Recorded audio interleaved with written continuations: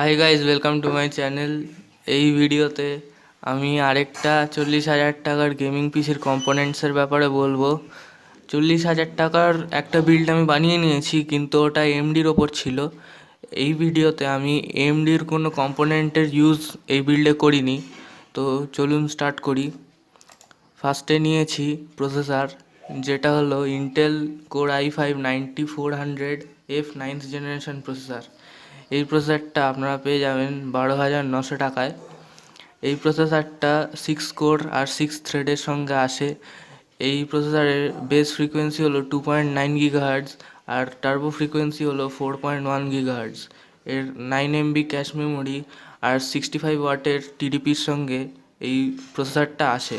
এই প্রসেসরটা 1080p গেমিংয়ের জন্য কেপেবল। পরের কম্পোনেন্টটা হলো মাদারবোর্ডে আমরা নিয়েছি gigabyte B360M gaming HD motherboard. এই মাদারবোর্ডটা আপনারা পেয়ে যাবেন 5,800 টাকায়। এই মাদারবোর্ডটা খুবই ভালো মাদারবোর্ড আর ইন্টেলের 8-9 জেনারেশন প্রসেসরকে সাপোর্ট করে। এই প্রসেসর ম্যাক্সিমাম ডুয়াল চ্যানেলে 32 GB মেমোরি সাপোর্ট করে। এটা খুবই ভালো মাদারবোর্ড। পরের কম্পোনেন্টটা হলো র্যামে আমরা নিয়েছি এটা একটা এক্সপিজি গেমিং D30 8GB একটা 3000 MHz DDR4 ভেরিয়েন্ট। এই র্যাম স্টিকটা আমি বলতে গেলে আমার সব বিল্ডেই ইউজ করছি, কারণ এই র্যাম স্টিকটা খুবই কম দামে খুব ভালো পারফরমেন্স আপনাকে দেবে। এই র্যাম স্টিকটা আপনারা পেয়ে যাচ্ছেন 3,350 টাকায়। পরের কম্পোনেন্টটা হলো গ্রাফিক্স কার্ডে আমরা নিয়েছি জোট্যাকের GTX 1050 Ti 4GB DDR5 OC dual fan variant. এটা আপনারা পেয়ে যাবেন 10,000 টাকায়।